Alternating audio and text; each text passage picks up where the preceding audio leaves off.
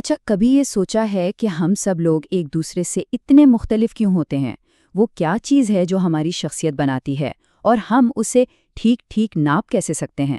تو آج ہم شخصیت کی تشخیص کی دنیا میں گہرائی سے اتریں گے۔ یہ ایک باقاعدہ سائنسی شعبہ ہے جو بالکل انہی سوالات کے جواب دینے کی کوشش کرتا ہے۔ چلیں ان سائنسی طریقوں کو سمجھتے ہیں جو ہمیں خود کو اور دوسروں کو بہتر طور پر سمجھنے میں مدد دیتے ہیں۔ اس کو ایسے سمجھیں کہ جیسے آپ ایک گھر بنا رہے ہیں۔ آپ کوئی بھی مٹیریل تو استعمال نہیں کریں گے نا، آپ یہ یقینی بنائیں گے کہ وہ مضبوط اور قابل اعتبار ہو۔ بالکل یہی کام شخصیت کی تشخیص کا ہے۔ یہ ہماری شخصیت کے بنیادی اجزاء یعنی ہمارے پکے مستحکم خصائص اور رویوں کو موضوعی یعنی آبجیکٹیو اور سائنسی طور پر سمجھنے کا نام ہے۔ اس کا اصل مقصد کسی بھی شخص کی ایک صحیح تصویر بنانا ہے تاکہ اس کی بہتر رہنمائی کی جا سکے، چاہے وہ تھراپی ہو، کیریئر کا انتخاب ہو یا پھر کوئی ریسرچ۔ اچھا، مختلف طریقوں کو دیکھنے سے پہلے ہمیں دو سنہری اصولوں پر بات کرنی ہوگی جو ہر نفسیاتی ٹیسٹ پر لاگو ہوتے ہیں۔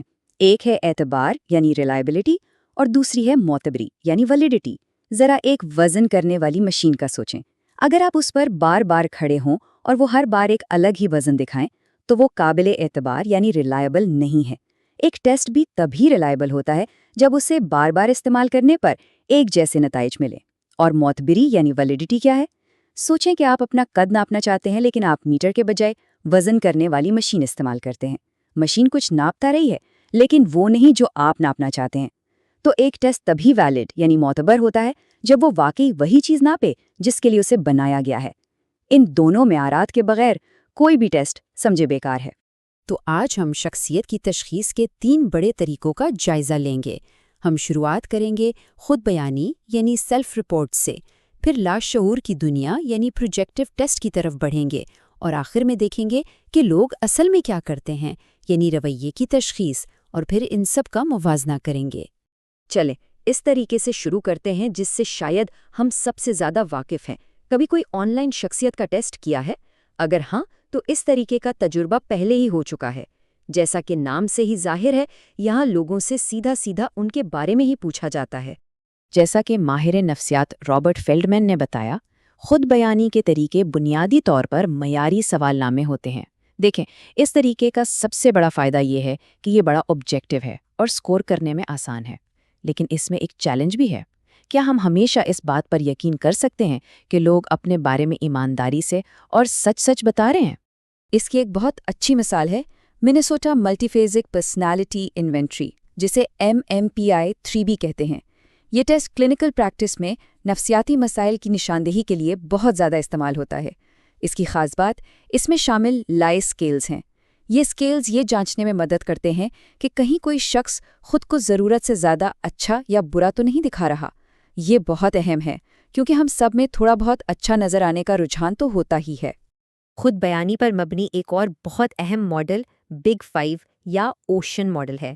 یہ ماڈل شخصیت کو 5 مرکزی پہلوؤں کی بنیاد پر بیان کرتا ہے۔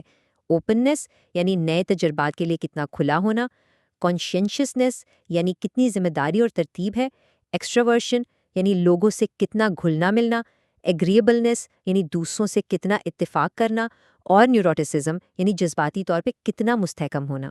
یہ ماڈل تحقیق میں بہت مضبوط ثابت ہوا ہے اور ہمیں ہماری شخصیت کی بنیادی ساخت کا ایک اچھا خاکہ دیتا ہے۔ اچھا، اب جب ہم نے براہ راست سوالات کے طریقوں پر بات کر لی ہے تو چلیں ایک بالکل مختلف دنیا میں غوطہ لگاتے ہیں، لاشعور کی دنیا میں۔ پروجیکٹیو طریقے ہماری شخصیت کے ان چھپے ہوئے حصوں کو سامنے لانے کی کوشش کرتے ہیں جن کے بارے میں اکثر ہمیں خود بھی ٹھیک سے پتہ نہیں ہوتا۔ ذرا اس تصویر کو دیکھیں، کیا نظر آ رہا ہے؟ کوئی بادل، کوئی جانور یا کوئی چہرہ؟ جو بھی جواب ہو وہ شاید آپ کے بارے میں اس سے کہیں زیادہ بتاتا ہے جتنا آپ سوچ رہے ہیں۔ یہی پروجیکٹیو طریقوں کا بنیادی خیال ہے۔ جو ہم غیر واضح چیزوں میں دیکھتے ہیں وہ ہمارے اپنے ہی خیالات، احساسات اور خواہشات کا عکس ہوتا ہے۔ اس کو یوں سمجھیں کہ ہمارا ذہن ایک پروجیکٹر ہے اور یہ دنیا ایک خالی اسکرین۔ جب ہمیں کسی غیر واضح صورتحال کا سامنا ہوتا ہے، جیسے کہ یہ مبہم تصویر، تو ہم لاشعوری طور پر اپنی اندرونی فلمیں اس اسکرین پر چلا دیتے ہیں، اور اس طرح ہمارے چھپے ہوئے خوف، خواہشات اور تضادات ظاہر ہو جاتے ہیں۔ शायद सबसे मशहूर प्रोजेक्टिव टेस्ट रोरशाक टेस्ट है, जिसमें स्याही के मशहूर धब्बे इस्तेमाल होते हैं। ख्याल ये है कि जिस तरह से हम इन धब्बों की तशरीह करते हैं, उससे हमारे लाशऊरी ख्यालात और एहसासात के बारे में पता चलता है। ताहम रोरशाक टेस्ट पर काफ़ी बहस भी होती है। नाक़िदीन का कहना है कि इसकी तशरीह बहुत सब्जेक्टिव यानी ज़ाती राय पर मबनी होती है, और ये टेस्ट अक्सर कोई ऐसी नई मालूमात नहीं देता जो आसान तरीकों से ना मिल सके। एक और मिसाल है थीमेटिक एपर्सेप्शन टेस्ट यानी TAT। यहाँ लोगों को मुख्तलिफ हालात में इंसानों की तस्वीरें दिखाई जाती हैं और उन पर एक कहानी बनाने को कहा जाता है। जैसे एक शख्स पहाड़ पर चढ़ रहा है, कोई उस पर कामयाबी की कहानी सुना सकता है तो कोई और नाकामी के खौफ की। ये मुख्तलिफ कहानियाँ हमें किसी शख्स के लाशौरी मुहर्रिकात जैसे कामयाबी या ताकत की ज़रूरत के बारे में इशारे देती हैं। तो हमने अब तक इस बारे में बात की है कि लोग अपने बारे में क्या कहते हैं और वो गैर वाज़ेह तस्वीरों में क्या देखते हैं, लेकिन इसका क्या जो वो हकीकत में करते हैं? ये हमें अपने तीसरे और आखिरी तरीके की तरफ लाता है, रवैये की तशख़ीस। जैसा कि ये इक़्तिबास बिल्कुल ठीक कहता है, हमारे कहने और करने में अक्सर फ़र्क होता है। ज़रा नए साल के वादों के बारे में सोचें। कितने लोग कहते हैं कि वो ज़्यादा वर्जिश करेंगे और कितने वाकई में करते हैं? रवैये की तशख़ीस इसी बात पर तवज्जो देती है कि लोग असल में क्या करते हैं, ना कि उस पर जो वो कहते हैं कि वो करेंगे। रवैये की तशख़ीस की दो अहम तकनीकें हैं।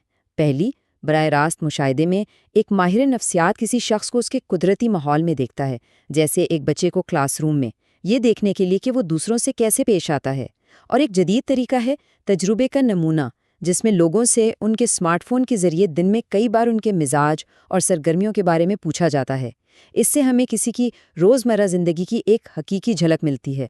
तो हमने अब शख्सियत की तशख़ीस के 3 बहुत मुख्तलिफ तरीके सीख लिए हैं, लेकिन इनमें से बेहतरीन कौन सा है? जवाब इतना आसान नहीं है जितना शायद लग रहा हो। आइए इन तरीकों का मुवाजना करते हैं ताकि उनकी ताकतों और कमज़ोरियों को समझ सके। जैसा कि इस टेबल में देखा जा सकता है, हर तरीके की अपनी एक ख़ास ताकत है।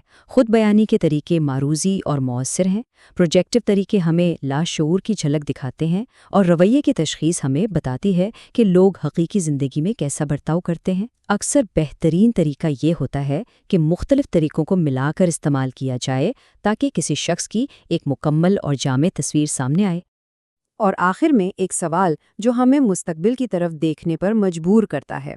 ऐसी दुनिया में शख्सियत की तशख़ीस कैसी होगी जहां मसनूई ज़हानत यानी AI और मोबाइल आलात हमारी ज़िंदगी का हिस्सा बन चुके हैं? क्या हम जल्द ही अपनी शख्सियत को रियल टाइम में ट्रैक और तज्ज़िया कर सकेंगे? और इसका हमारी ज़िंदगी और हम खुद को कैसे देखते हैं उस पर क्या असर पड़ेगा? ये कुछ बहुत दिलचस्प सवालात हैं जिन पर ज़रूर सोचना चाहिए।